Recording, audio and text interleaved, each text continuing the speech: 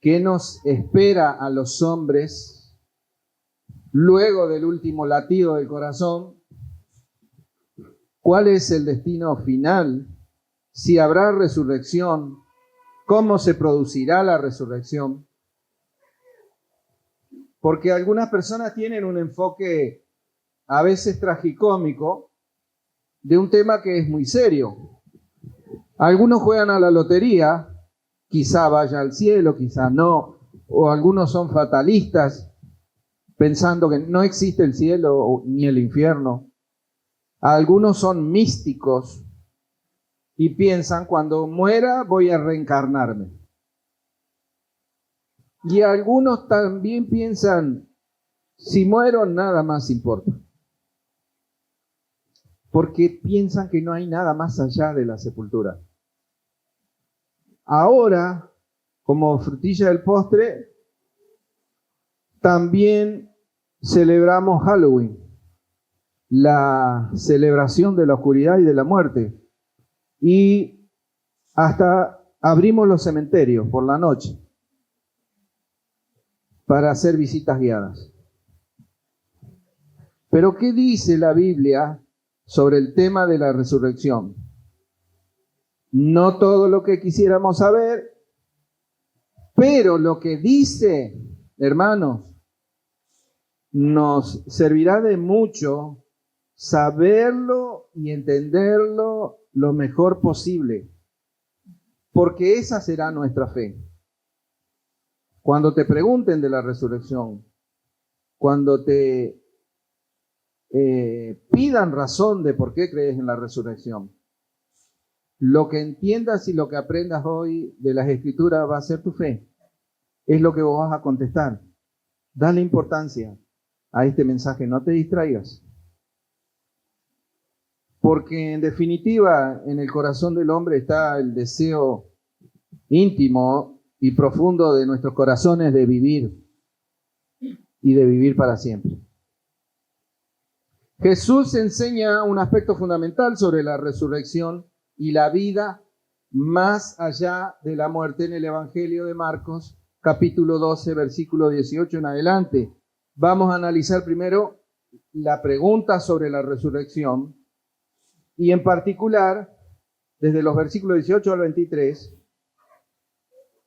la ridícula pregunta que le hacen los saduceos al Hijo de Dios. Dice, versículo 18 en adelante, entonces vinieron a él los saduceos que dicen que no hay resurrección y le preguntaron diciendo, Maestro, Moisés nos escribió que si el hermano de alguno muriere y dejare esposa, pero no dejare hijos, que su hermano se case con ella y levante descendencia a su hermano. Hubo 7 hermanos. El primero tomó esposa y murió sin dejar descendencia. Y el segundo se casó con ella y murió y tampoco dejó descendencia. Y el tercero de la misma manera.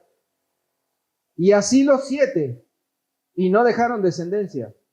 Y después de todo murió también la mujer. En la resurrección, pues, cuando resuciten, ¿de cuál de ellos será mujer, ya que los 7 la tuvieron por mujer?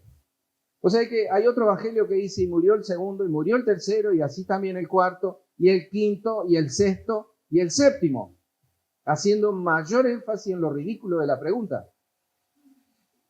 Y los saduceos, ¿te suena fariseos? Era una secta. Los saduceos eran otras. Era otra.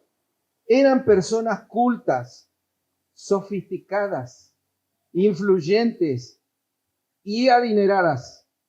No creían en la inmortalidad, no creían en los espíritus, no creían en los ángeles.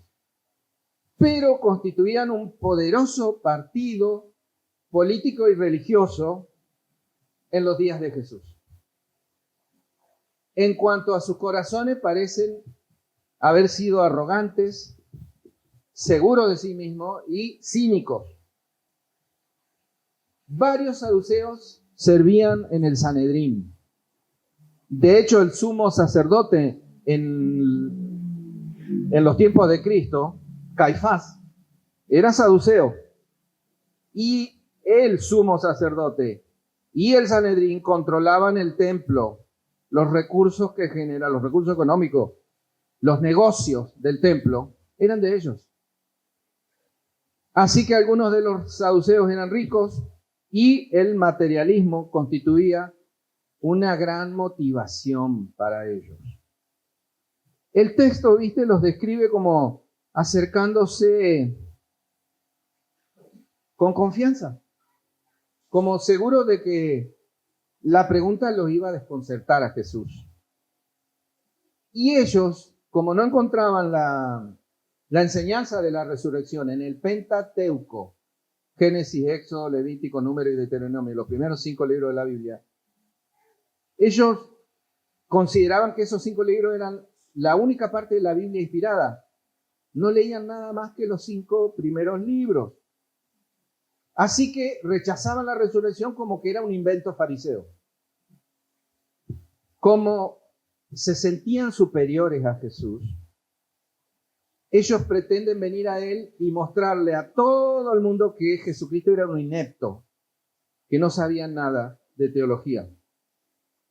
Y de ese modo querían desacreditarlo ante el pueblo y demostrar la superioridad del pensamiento de ellos, de la teología de ellos, por sobre la de los fariseos. Ellos enseñaban que las almas mueren con los cuerpos. Ahora, ¿desaparecieron los saduceos completamente? Vos sabés que como tal, en el año 70, en la destrucción del templo, no hubo más saduceos. Pero hoy nuestras iglesias están llenas de saduceos que no creen, o dicen que creen, pero no creen en la resurrección.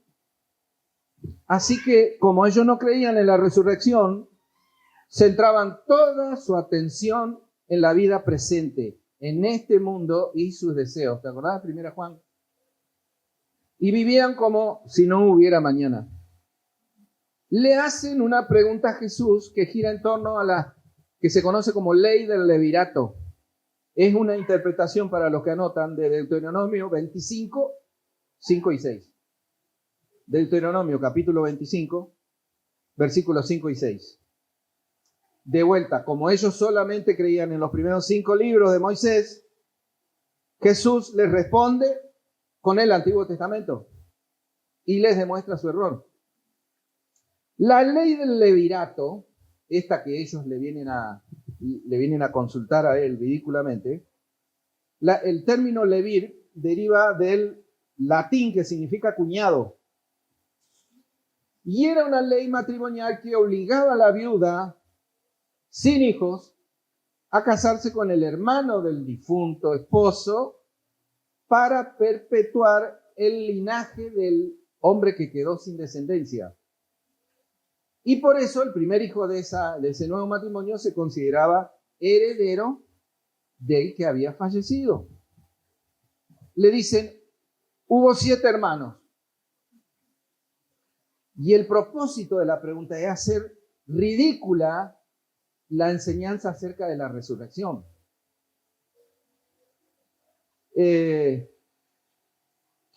Cuando moría el esposo, el cuñado estaba obligado a tener un hijo con la esposa y criarlo como si fuera heredero del primer hijo.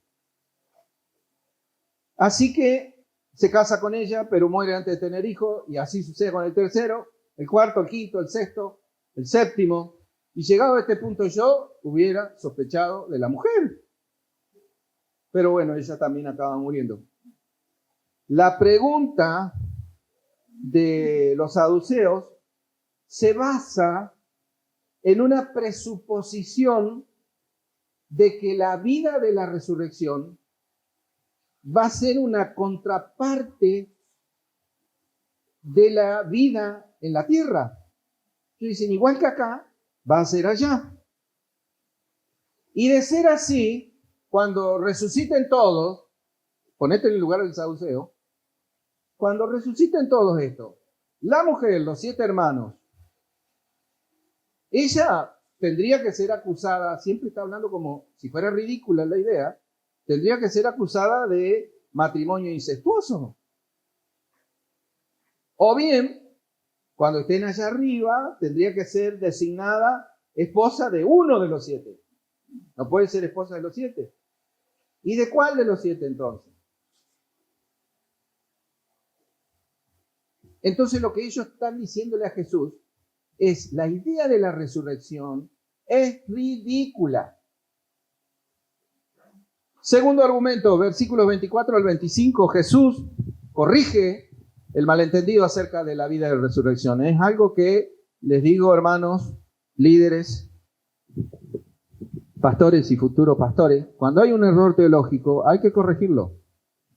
Si la persona está hablando, está diciendo una equivocación grosera, doctrinal, hay que corregirlo, no hay que dejarlo. El Señor no dice, yo no me voy a poner a discutir con esto que no sabe nada. No, al toque, dirían los chicos, los corrige. Y les dice que hay una marcada distinción entre la vida en esta era y la vida en la era venidera. La vida de resurrección va a ser completamente distinta. Ahora, los saduceos, pensalo, ellos pensaban que toda esta gente pobre, esta mujer y los 7 tipos, iban a andar arriba buscando a ver quién era el marido de ella y ella viendo quién era su marido. Y dicen, la resurrección es inviable. Ahora, paréntesis. La respuesta de Jesús aclara que los cristianos que incurrieron en parejas múltiples, en divorcios, que sufrieron celos, que tuvieron problemas, digamos, en su relación conyugal, lo que está diciendo esto es que no van a sufrir la continuidad de esa experiencia en los cielos. ¿Estamos? ¿Lo entienden? Los problemas de la tierra se quedan en la tierra. Y gracias a Dios, porque para muchos eso es una buena noticia. Jesús da 2 razones por las que la pregunta es absurda y no es bíblica. Primero, no entienden las Escrituras, le dice. Segundo, no entienden el poder de Dios. Versículo 24. Entonces, respondiendo a Jesús, les dijo: no erráis por esto, porque ignoráis las Escrituras y el poder de Dios. Porque cuando resuciten de los muertos, ni se casarán, ni se darán en casamiento, sino serán como los ángeles que están en los cielos. Eso dice Jesús. No erráis por esto. Los saduceos creían que si es que había resurrección, sería simplemente una prolongación de la vida acá en la tierra, allá en el cielo. Y Jesús enseña el principio de que al resucitar ni se casan, ni se dan en matrimonio, dejando en claro que en la vida venidera el principio será completamente diferente al terrenal y en una dimensión inimaginable. Los musulmanes piensan en el cielo como un lugar de jardines, viñedos, donde se produce un vino que no te emborracha, ¿viste? Son vivos. Sin efecto secundario, donde está lleno de placeres que deleitan los ojos, donde esperan una satisfacción espiritual y divina y un cuerpo físico como este para poder disfrutar de esos deleites. Los indios americanos consideraban que el cielo era como un gran lugar de caza. Los antiguos vikingos consideraban el Valhalla, donde ellos luchaban como, eso es el cielo para ellos, luchaban todo el día, se mataban entre ellos. Y al final del día los muertos, los heridos, resucitan sanos, mirá lo que piensan, y celebraban toda la noche en un banquete, tomando vino en la calavera de sus enemigos. No te rías, porque hoy la gente piensa cosas parecidas.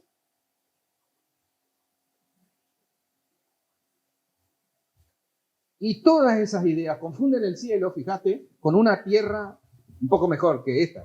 Todos esperan que allá va a ser mejor hoy. Y la vida en el cielo va a ser de un orden completamente diferente. No cometas errores como los saduceos en cuanto a tus ideas acerca del cielo. Si viniste con otra idea, afirmá esta idea porque esta es la de la Biblia. Esta es la que enseñó Jesús. Corregí tus ideas equivocadas acerca del cielo. El cielo no es una versión mejorada de la tierra. Primer error. Erráis, dice Jesús. ¿Por qué? ¿Por qué? Porque no leen la Biblia. Dice, porque ignoráis las Escrituras. Ustedes están leyendo la Biblia mientras yo hablo, ¿no? Porque yo no los alcanzo a ver acá, veo el bulto nomás. No, bueno, sensacional. Porque no lo digo yo, lo dice Cristo. Ustedes erran porque no leen la Biblia.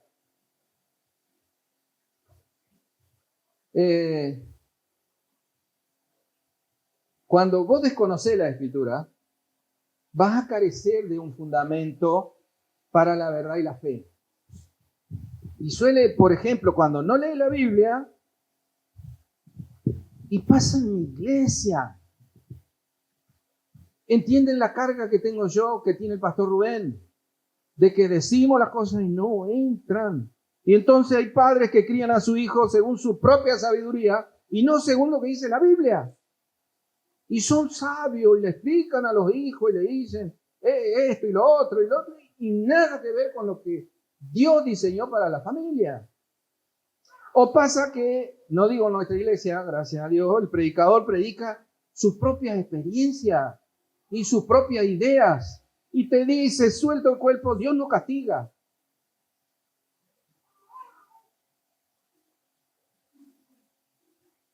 O desconocer la Biblia y entonces el diseño de tu familia es incorrecto. Porque los roles se cambian. Manda ella en vez del marido. Dirige. No quiero ponerle énfasis en mandar, sino en conducir la familia. No, la conduce ella. Porque el marido entrega dócilmente o miedosamente la conducción para que ella sea la jefe del hogar. Y entonces los roles de los esposos y de los hijos se hacen borrosos. Y te digo, doloroso. O pasa, desconocer la Escritura, entonces el dinero se malgasta, la salud se pierde, los planes se destruyen y de a poquito te vas siendo esclavo del pecado del cual Él te liberó. Jesús te dice, llévate esto, necesitas conocer la palabra de Dios. Y te la extiendo. Necesitas conocer la palabra de Dios para entender lo que te espera en la vida en el cielo. El segundo error dice, desconocemos el poder de Dios. Dudamos de su capacidad para cumplir lo que ha prometido en la Escritura. O sea, decimos, Dios podrá sanarme. Dios podrá proveer para mis necesidades. Dios podrá proveerme un empleo para su gloria. No los empleos en los cuales trabajamos y después no venimos a la iglesia. Dios podrá ayudarme a aprobar la carrera que es para su gloria. Dios podrá proteger, podrá salvar a mis hijos. Y después finalmente vos decís, Dios podrá levantarme entre los muertos. ¿Lo dudás? ¿Por qué lo dudás? Porque no conoces el poder de Dios. Los saduceos eran hombres, una vez más te lo digo, muy inteligentes. Y de conocimiento superior inclusive.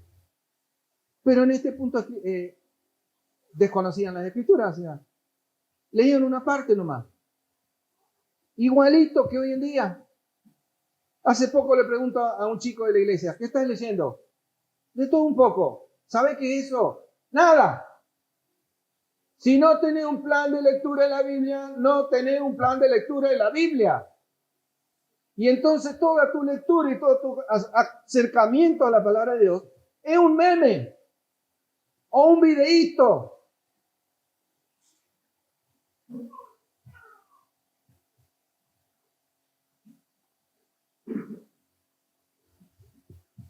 Dice Jesús, ni se casarán, ni se darán en casamiento, sino serán como los ángeles que están en los cielos. Entonces, no podemos tomar nuestras relaciones actuales y simplemente suponer que serán iguales en el cielo.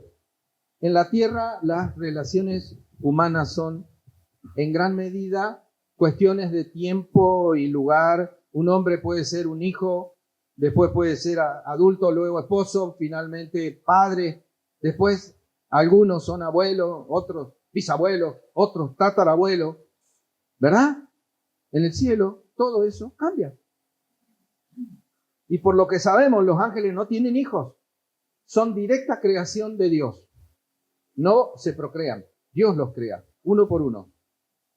Y en la resurrección ya no tendremos hijos. Es un privilegio que tengo yo acá. Y en ese sentido, entonces, vamos a ser como los ángeles.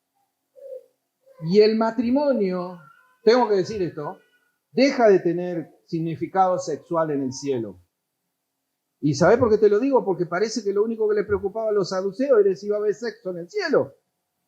Se va a casar con uno, con el otro, con el otro, con el otro, con el otro. ¿Con quién va a seguir teniendo sexo arriba? Entonces, saber que la resurrección de los muertos es verdadera, es cierto, hermano. No responde todas nuestras preguntas, pero llévate esa verdad. No todas las respuestas. Van a quedar misterios por resolver, pero eso no invalida la verdad fundamental de la resurrección. Y te decía, sobre eso vamos a desarrollar más en el cuarto punto. Estamos en el segundo ahora, cuando salgamos de este texto. Tercer argumento, versículos 26 al 27. Jesús prueba la resurrección a partir de las Escrituras. Dice, pero respecto a que los muertos resucitan, ¿no habéis leído en el libro de Moisés cómo le habló Dios en la zarza, diciendo, yo soy el Dios de Abraham, el Dios de Isaac y el Dios de Jacob? Dios no es Dios de muertos, sino de vivos. Así que vosotros mucho erráis, le dice. Jesús les asegura a los escépticos saduceos, porque ellos están que no creen. Y Cristo le dice, es así, muchachos. Efectivamente, habrá una resurrección de los muertos que sí resucitan, y esto está demostrado por las Escrituras, le dice. ¿Te acordás? Los saduceos solamente creen en los primeros libros de la Biblia. Así que Jesús parece como que le dijera, así que ustedes creen en los libros de Moisés nomás. Bueno, yo te voy a enseñar con los libros de Moisés que la resurrección existe. Abrí Éxodo capítulo 3, no lo hagan ustedes, pero es como si Cristo le hubiera dicho así, ¿ok?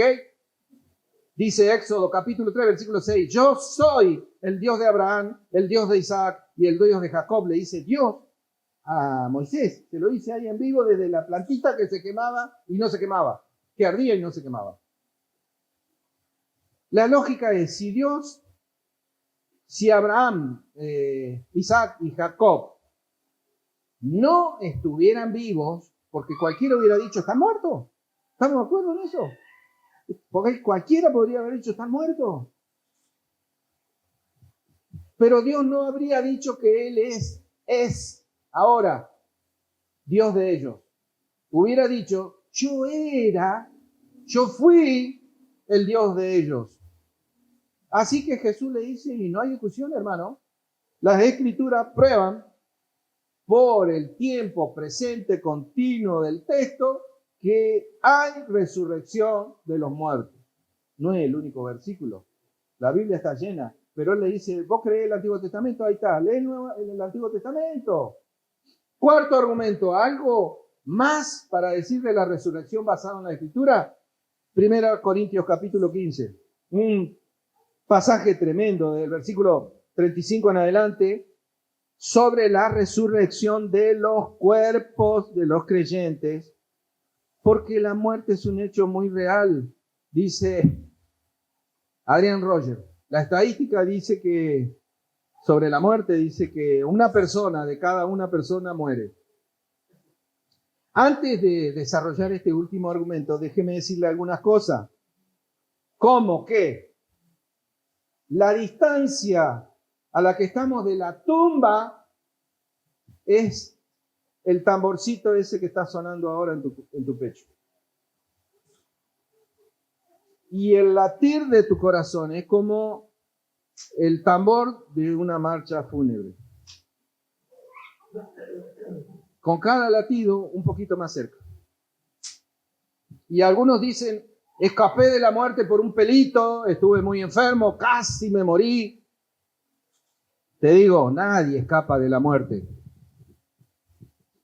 Y si vos crees esto, te digo, ni siquiera estuviste cerca, porque no habrías escapado de la muerte. Así que brevemente desarrollando la verdad bíblica de la resurrección de 1 Corintios capítulo 15, algunas cosas de consuelo que nos dice ahí a los creyentes. Por si hay uno entre nosotros que aún no se arrepintió de sus pecados, no pidió perdón, no entregó su vida a Dios, estas verdades no son para esa persona. Estas verdades son para los que se arrepintieron, pidieron perdón y tienen vida eterna. ¿Estamos? Este texto es para creyentes.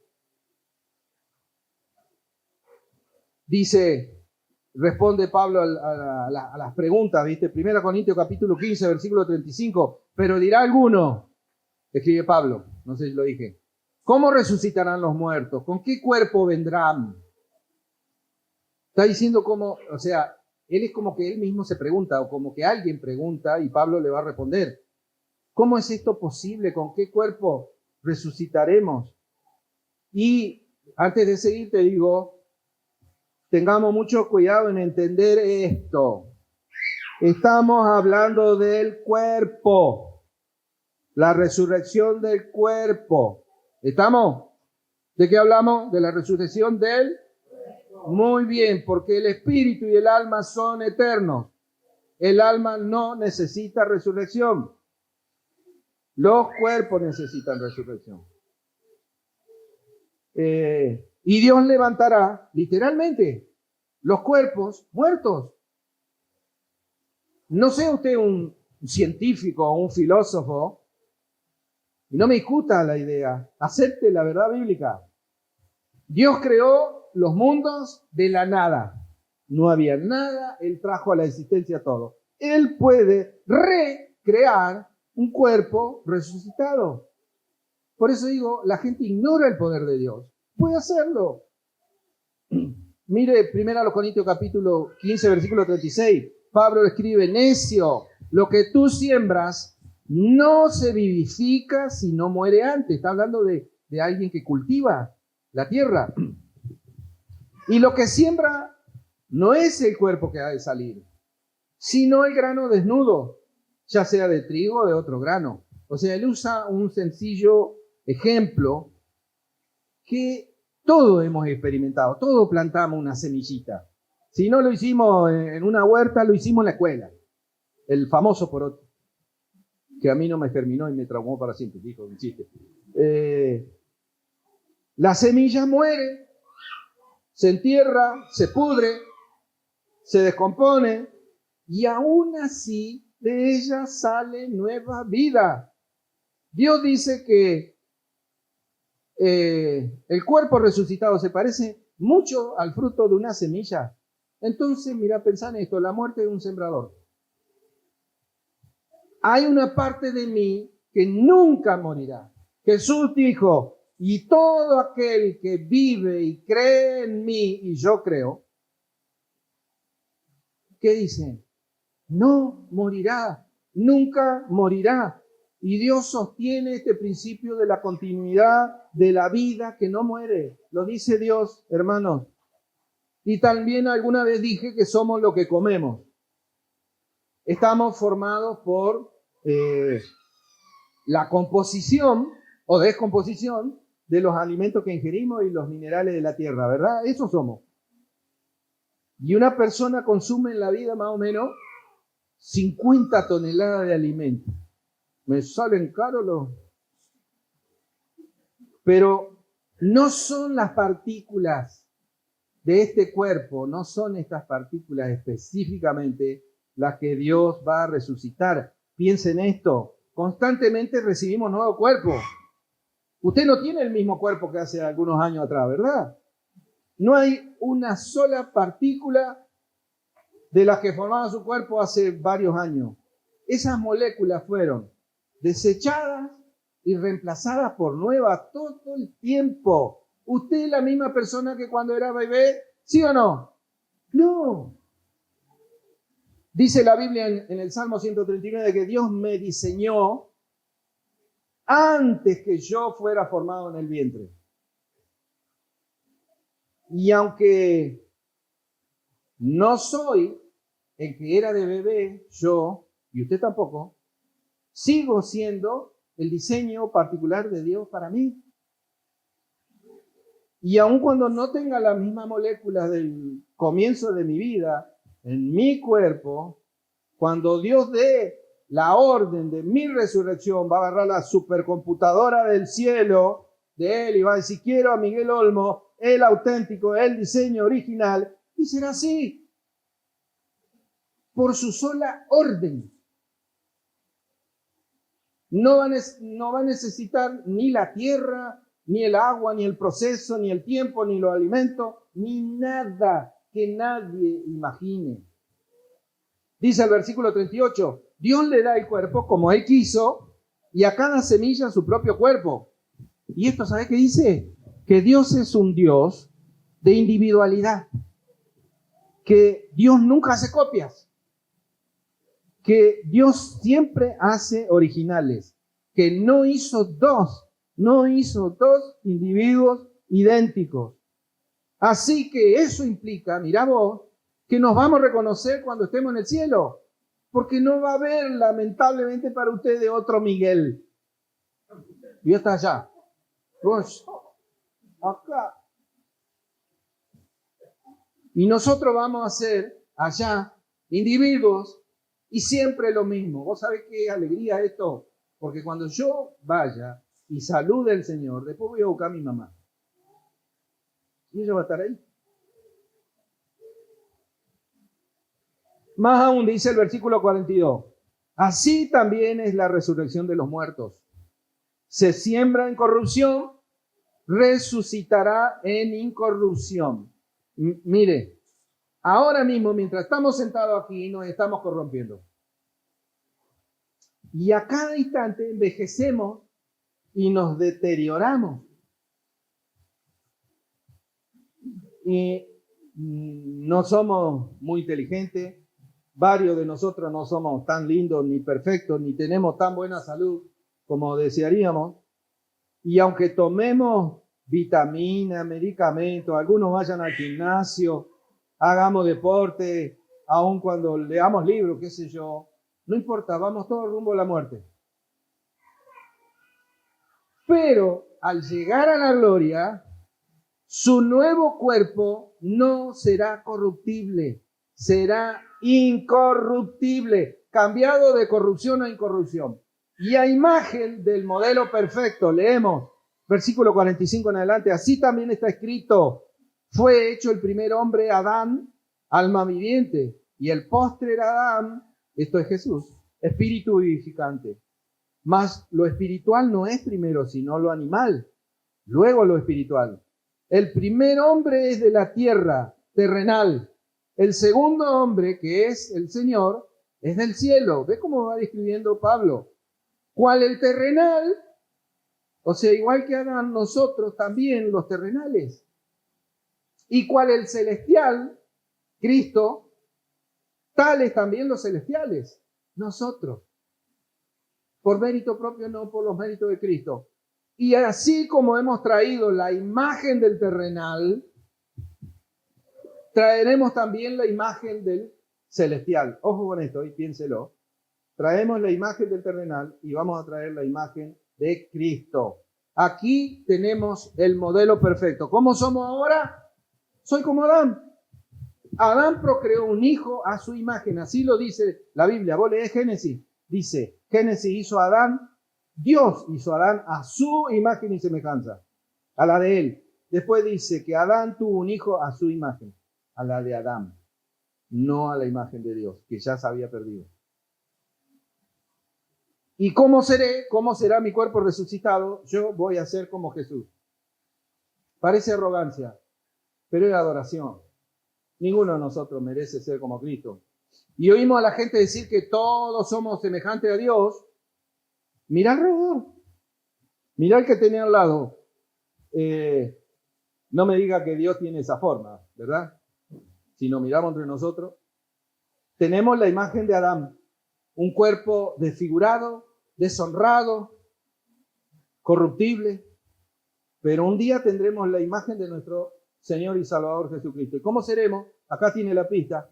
Seremos como Jesús. ¿Qué edad tendremos? ¿Tendremos que comer? ¿Vamos a pasar por la puerta sin abrirla? ¿Podremos volar? ¿Podremos visitar otro planeta? ¿Viviremos en familia? Algunas preguntas son lógicas, otras son ridículas. Yo te puedo responder todas esas preguntas. No lo sé. Porque dice 1 Juan, capítulo 3, versículo 2. Amados, 1 Juan, capítulo 3, versículo 2. Amados, ahora somos hijos de Dios y aún no se ha manifestado lo que hemos de ser. No se manifestó todavía, pero sigue diciendo, pero sabemos que cuando Él se manifieste, Jesús, cuando vuelva por nosotros, seremos semejantes a Él, porque le veremos tal como es Él. La Biblia dice que voy a ser semejante a como es Él hoy. Y para mí eso es suficiente. Y para terminar, encuentro en el texto la razón para la alabanza y la adoración más agradecida de mi corazón. Dice el versículo 57, 1 Corintios capítulo 15, versículo 57, más gracias sean dadas a Dios que nos da la victoria sobre la tumba. Qué maravilloso, hermano. La victoria por medio de nuestro Señor Jesucristo. Y yo digo, gracias, Dios mío, por haber enviado a Jesús a salvarme. ¿Qué sería de nosotros si Él no hubiera ocupado nuestro lugar en la cruz? Y entonces oro al Señor que nos haga comprender las verdades de su palabra. ¿Para qué? Para seguir conociéndolo, amándolo, sirviéndole y viviendo para su gloria. Orar al Señor, decirle, no queremos ignorar las Escrituras y menos el poder tuyo, con el que un día nos darás nuevos cuerpos resucitados para vivir eternamente en su presencia. Oía la historia del día que murió la esposa y el papá quedó con un hijito chiquito. Y él se debatía, ¿viste?, entre llevar a la funeraria al nenito a ver a su mamá o no hacerlo. Y que si no lo hacía, que él la recordara siempre viva. Pero decidió que era mejor llevarlo. Y lo levantó sobre el ataúd y él mirando hacia abajo ve la cara de su mamá, que lo había abrazado, que le había besado las lágrimas, que le había cantado y le dijo, mami despierta, mami despierta, despierta, mami despierta. Le dice el padre, no la podemos despertar, pero cuando Jesús venga, Él la despertará. Nosotros, los que hemos creído, y los muertos que han creído, los que están en la tumba, un día oirán la voz de Dios, del Hijo de Dios. Y eso no es maravilloso, que no tengamos que tenerle miedo a un hoyo en la tierra. Porque Él vive, nosotros también viviremos. Cristo resucitó. Sí, Cristo resucitó. Y cuando llegue aquel día que ya ha sido prefijado, el otro día murió un amigo mío de 37 años.